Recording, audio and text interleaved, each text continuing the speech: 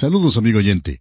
Nuevamente tenemos el privilegio de estar con usted para compartir esta media hora hablando del libro de los libros, la Biblia Sagrada. Estamos presentando una serie de lecciones sobre cómo estudiar y entender la palabra de Dios. Esta es la cuarta lección dentro de esta serie. Así es que preste mucha atención y siga paso a paso con nosotros el desarrollo de este estudio en el día de hoy, sobre cómo estudiar la Biblia. Hemos llamado a esta serie de lecciones Guías para el Entendimiento de las Escrituras. Y esperamos que sean de ayuda y bendición para usted en su propio estudio de la Palabra de Dios. En nuestro estudio de hoy continuamos considerando los 4 grandes aspectos de la Palabra de Dios, que son la revelación, la inspiración, la iluminación y la interpretación.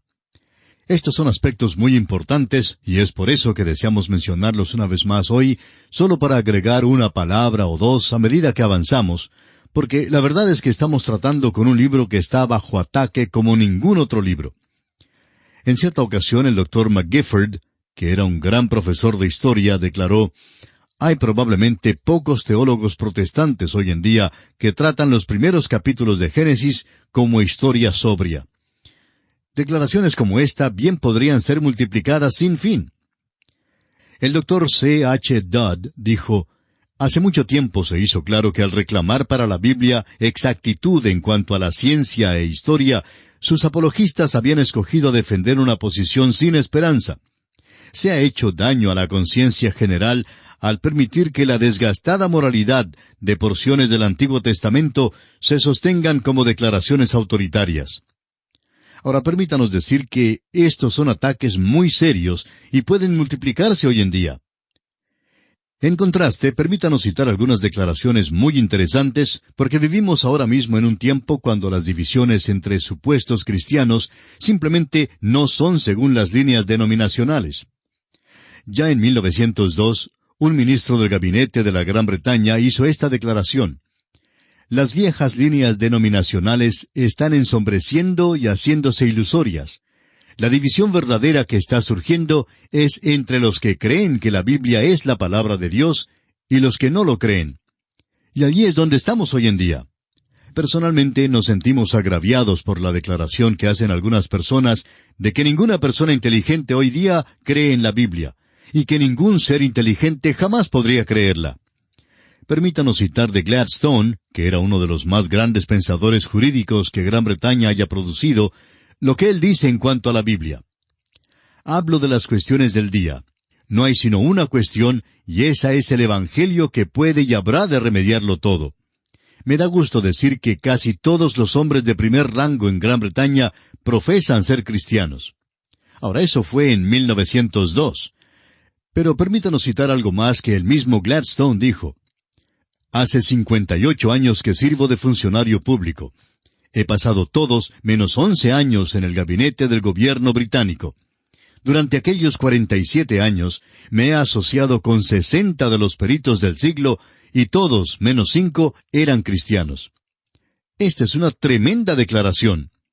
Nosotros creemos que parte del problema que tenemos en el mundo hoy es que hay muy pocos cristianos que se encuentran en el primer rango. Y por tanto, hay muy pocos que conocen el libro más importante del mundo, que es la misma palabra de Dios. Ahora, Gladstone no era el único gran hombre en la historia del mundo que se declaró a favor de la Biblia. A Michael Faraday, uno de los más grandes experimentadores científicos que el mundo jamás haya visto, todavía le alaban los hombres que agregan ácido al tubo de ensayo y que examinan por el microscopio en los laboratorios de hoy. Fue un genio. Y él declaró lo siguiente: «¿Por qué se extraviarán los hombres cuando tienen este bendito libro de Dios para guiarlos?». Y el científico Isaac Newton dijo: «Si la Biblia es la verdad, los días llegarán cuando los hombres viajarán a una velocidad de 50 millas por hora». Y Voltaire, el escéptico de aquel entonces, le contestó así: «Pobre Isaac, estaba en su cochera cuando hizo esa profecía. Solo sirve para mostrar el efecto que tiene un estudio bíblico sobre una mente científica». Bien, podemos ver el resultado. Probó que Voltaire se equivocó mucho y que quedó muy opacado por muchos lados en su ataque contra la Biblia, y que Isaac Newton sin duda sabía algo que no lo sabía Voltaire. Sí, son declaraciones extraordinarias las que hemos citado aquí. Y podríamos seguir citando a muchos que creían en la Biblia. Pero usted recuerda que hablábamos de la revelación de la Biblia, que quiere decir que Dios ha hablado y que se ha comunicado con el hombre. Así ha dicho Jehová, y expresiones de esta naturaleza ocurren más de 2500 veces en la Biblia. Y luego hablamos del argumento de que las Escrituras son plena y verbalmente inspiradas por Dios. Hicimos también mención de que la inspiración garantiza la revelación que nos ha dado Dios. Ya hace algún tiempo, en 1933, Gran Bretaña compró el Códice Sinaiticus del gobierno ruso para el Museo Británico. Se pagó en aquella ocasión por el documento unas 100,000 libras esterlinas, que equivalen a $500,000. Hablando de los manuscritos en Bretaña, el difunto Jorge Kenyon, quien era director y bibliotecario principal del Museo Británico, hizo la siguiente declaración: gracias a estos manuscritos, el lector ordinario de la Biblia puede sentirse cómodo en cuanto a la pureza del texto. Aparte de pocas alteraciones verbales sin importancia y que se consideran ser naturales en libros transcritos a mano, estamos seguros de que el Nuevo Testamento ha venido intacto. Amigo oyente, ese fue uno de los descubrimientos más importantes que jamás se haya hecho. Usted puede estar seguro hoy que tenemos aquello que es tan próximo a los autógrafos originales como ninguna otra cosa pudiera serlo. De modo que podemos estar completamente seguros que la inspiración todavía garantiza la revelación que tenemos. Creemos que los autógrafos son los inspirados, y por eso creemos en la inspiración verbal y plenaria. Ahora, cuando hablamos de la inspiración verbal y plenaria, queremos aclarar que las palabras son las inspiradas. Ireneo, uno de los primeros padres de la Iglesia, dijo: las Escrituras, por cierto, son perfectas, por cuanto están habladas por la palabra de Dios y por su Espíritu. Agustín, por su parte, declaró: sometámonos, pues, y dobleguémonos a la autoridad de la Santa Escritura, que no puede errar ni engañar.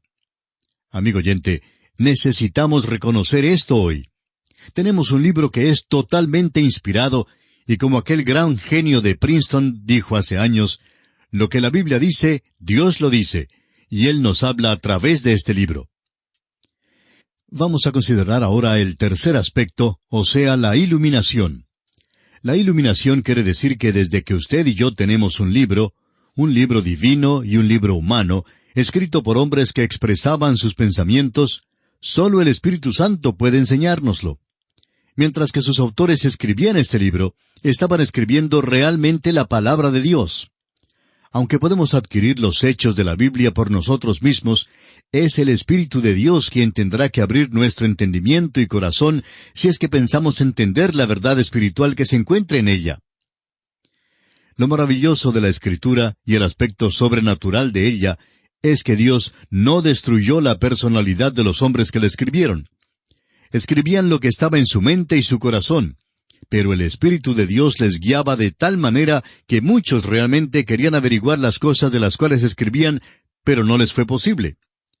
Pedro nos dice en su primera carta universal, capítulo 1, versículos 10 y 11, que los profetas inquirieron y diligentemente indagaron acerca de las cosas que profetizaron, tratando de entender lo que significaba. Estos hombres escribieron sin errar. Por ejemplo, Moisés mismo cometía errores y escribió acerca de aquellos errores. Pero la anotación de sus errores no tiene ninguna imperfección. Amigo oyente, esta es una relación que nos da la palabra de Dios y recibimos por ella una revelación de Dios. Ahora, en vista del hecho de que esa es la verdad, nos encontramos ante un libro que requiere más que una penetración mental para poder entenderlo. El apóstol Pablo, escribiendo su primera carta a los cristianos de Corinto, en el capítulo 2, versículos 7 al 9, hace esta declaración interesante. Mas hablamos sabiduría de Dios en misterio, la sabiduría oculta, la cual Dios predestinó antes de los siglos para nuestra gloria, la que ninguno de los príncipes de este siglo conoció, porque si lo hubieran conocido, nunca habrían crucificado al Señor de gloria. Antes bien, como está escrito, cosas que ojo no vio, ni oído oyó, ni han subido en corazón de hombre, son las que Dios ha preparado para los que le aman. Ahora, amigo oyente, Usted y yo obtenemos hoy casi todo lo que sabemos por una de estas vías, la vía de los ojos, la vía del oído o por la vía de la razón. Ahora Pablo dice aquí en realidad que hay ciertas cosas que el ojo no ha visto y ciertas cosas que el oído no ha oído. Hay ciertas cosas que ni siquiera logran penetrar en la mente. ¿Cómo pues vamos a obtenerlas? El apóstol Pablo continúa diciendo en el versículo 10 de su primera epístola a los Corintios, capítulo 2, «Pero Dios nos las reveló a nosotros por el Espíritu, porque el Espíritu todo lo escudriña, aun lo profundo de Dios». Muchos han llevado este versículo a un funeral. El pastor dice que el buen hermano fulano de tal era gran hombre, pero no sabía mucho acá en la tierra. Pero ahora que está en el cielo y reflexiona con madurez, sabe cosas que antes nunca pudo saber. Sin duda, esa es la verdad. Creemos que recibiremos una educación única y que nos graduaremos cuando lleguemos al cielo, pero el versículo no está hablando de esto. Pablo dice que ciertas cosas nunca podremos aprenderlas por las vías ordinarias, y que el Espíritu Santo ha de ser nuestro Maestro ahora mismo, antes de que nos llegue la muerte. Recordará usted que en el día de la resurrección del Señor Jesús, Él iba caminando por el camino a Emaús, y se juntó a dos hombres. Hablaba con ellos y les preguntó, ¿de qué cosas hablan? Le respondieron, bueno, ¿es posible que hayas estado por aquí y que no sepas lo que ha pasado en Jerusalén? Y el evangelista Lucas, en el capítulo 24 de su Evangelio, versículos 17 al 20, nos dice, «Y les dijo, ¿qué pláticas son estas que tenéis entre vosotros mientras camináis, y por qué estáis tristes?» Respondiendo uno de ellos, que se llamaba Cleofas, le dijo, «¿Eres tú el único forastero en Jerusalén que no ha sabido las cosas que en ella han acontecido en estos días?» Entonces él les dijo, «¿Qué cosas?» Y ellos le dijeron, «De Jesús Nazareno, que fue varón profeta, poderoso en obra y en palabra delante de Dios y de todo el pueblo, y cómo le entregaron los principales sacerdotes y nuestros gobernantes a sentencia de muerte, y le crucificaron». Fíjese usted que dice en el versículo 19, «Fue varón profeta». Es decir, en el pasado fue varón profeta. Que ellos supieran, él se fue y sin embargo, él estaba allí hablando con ellos. Les había predicho que él sería condenado y crucificado. Lo interesante es que hacía muchos años los profetas lo habían dicho. Entonces, estos hombres expresaban una esperanza débil que una vez tenían, pero que ahora no existía. Y el versículo 21 continúa narrando, «Pero nosotros esperábamos que él era el que había de redimir a Israel. Y ahora, además de todo esto, hoy es ya el tercer día que esto ha acontecido». Seguían diciendo lo que sabían y lo que habían hallado al salir ellos de Jerusalén. Por lo visto, no hacían mucho caso a lo que contaron las mujeres. Leamos ahora el versículo 24. «Y fueron algunos de los nuestros al sepulcro, y hallaron así como las mujeres habían dicho, pero a él no le vieron». Sus esperanzas se habían ensombrecido, y la obscuridad llenaba sus corazones. Ahora escuche lo que dijo el Señor Jesús, según los versículos 25 al 27 del capítulo 24 del Evangelio de Lucas. Entonces Él les dijo, «Oh insensatos y tardos de corazón para creer todo lo que los profetas han dicho. ¿No era necesario que el Cristo padeciera estas cosas y que entrara en su gloria?» Y comenzando desde Moisés y siguiendo por todos los profetas, les declaraba en todas las Escrituras lo que de Él decían. Amigo oyente, ¿no quisiera usted haber estado allí aquel día para escuchar la voz del Señor cuando citó del Antiguo Testamento, sacando a la luz las Escrituras que se referían a Él mismo? Y por fin se dio a conocer al sentarse juntos en la cena. Es que cuando nos alimentamos de la palabra de Dios y de Él mismo, entonces Él se nos revela en toda su gloria.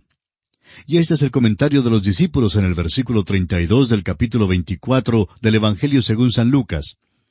¿No ardía nuestro corazón en nosotros mientras nos hablaba en el camino y cuando nos abría las Escrituras? Amigo oyente, estamos estudiando un libro que es diferente de cualquier otro libro. No es solo que creo en la inspiración de la Biblia. Yo creo que este es un libro cerrado, a menos que el Espíritu de Dios abra el corazón suyo y el corazón mío para que sea de verdadera significación. De modo que vemos que al caminar Jesús con estos discípulos, les abría las Escrituras. Luego, cuando Jesús regresó a Jerusalén en aquella vez, seguía enseñándoles a sus discípulos. Y el evangelista Lucas continúa narrando los versículos 44 al 45 del capítulo 24 de su evangelio. Y les dijo, «Estas son las palabras que os hablé estando aún con vosotros, que era necesario que se cumpliese todo lo que está escrito de mí en la ley de Moisés, en los profetas y en los salmos». Entonces les abrió el entendimiento para que comprendiesen las Escrituras. Hagamos una pausa por un momento y notemos que Jesús creyó que Moisés escribió el Pentateuco. Él creyó que los profetas hablaron de él y que los salmos le señalaron. Les abrió el entendimiento para que pudieran entender las Escrituras. Amigo oyente, si Él no abre el entendimiento suyo y el entendimiento mío, no las vamos a entender. Por esa razón debemos acercarnos a este libro con una gran humildad de mente, no importa lo inteligentes que seamos. Esperamos que ahora mismo nos estén escuchando algunos graduados de seminario que presumen ser sabios sin serlo en realidad. Bueno, todos pasamos por este período, pero yo he aprendido que hay una o dos cosas que yo no sabía. Y prosigue Lucas con los versículos 46 al 48 diciendo, «Así está escrito, y así fue necesario que el Cristo padeciese y resucitase de los muertos al tercer día, y que se predicase en su nombre el arrepentimiento y el perdón de pecados en todas las naciones, comenzando desde Jerusalén. Y vosotros sois testigos de estas cosas». Ahora note usted cómo ellos van a ser testigos. Van a contar con una ayuda. En efecto, van a tener muchísima ayuda. En el versículo 49 encontramos esta hermosa promesa. «He aquí, yo enviaré la promesa de mi Padre sobre vosotros, pero quedaos vosotros en la ciudad de Jerusalén hasta que seáis investidos de poder desde lo alto». En otras palabras, Él dice que ellos tendrían a un maestro para abrirles la palabra de Dios para que la entendieran. Y nosotros tenemos el mismo maestro. Ahora volvamos de nuevo a la primera carta a los Corintios para continuar leyendo allí la porción que citamos antes. Pablo escribe en el capítulo 2, versículos 13 y 14, «Lo cual también hablamos, no con palabras enseñadas por sabiduría humana, sino con las que enseña el Espíritu, acomodando lo espiritual a lo espiritual. Pero el hombre natural no percibe las cosas que son del Espíritu de Dios, porque para él son locura y no las puede entender, porque se han de discernir espiritualmente». Nunca nos perturbamos cuando un incrédulo, aunque sea predicador, viene diciendo que no cree más que la Biblia sea la palabra de Dios. Para decir la verdad, él nunca la había creído antes. Pero esa es la manera correcta en que debe hablar, porque después de todo, si no es creyente, pues no puede entenderla. Le falta el Espíritu de Dios. Por esa razón citamos el otro día al obispo Hadley cuando dijo, «Hay más sentido en cada palabra de la Sagrada Escritura que el que jamás podremos sacar de ella». Mark Twain, que no era salvo, dijo que no le perturbaba lo que no entendía de la Biblia. Lo que le inquietaba era lo que sí podía entender. Hay cosas en la Biblia que una persona que no es salva puede entender, y son esas las que causan que muchos rehúsen la palabra de Dios. Fue Pascal quien dijo, «Hay que entender el conocimiento humano para amarlo, pero hay que amar el conocimiento divino para entenderlo».